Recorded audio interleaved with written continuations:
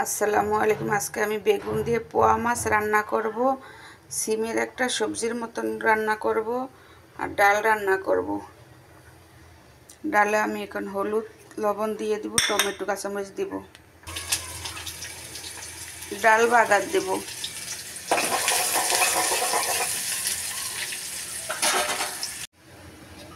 বাগার হয়েছে,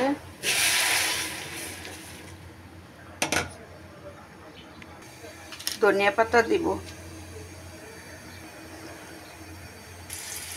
মাছ রান্নার জন্য পেঁয়াজগুলি ভেজে নেব, মশলাগুলি দেব, মশলাগুলি ভালো করে কষায় নেব।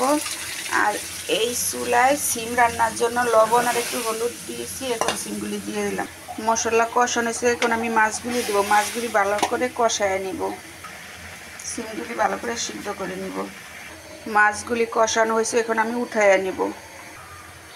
মাছগুলি উঠাইয়া রাখছি, এখন আমি বেগুন দিয়ে দেব।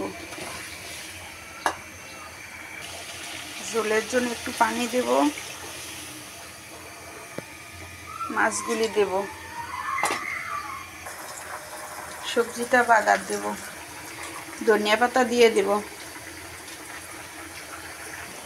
সবজিগুলি দিয়ে দেব।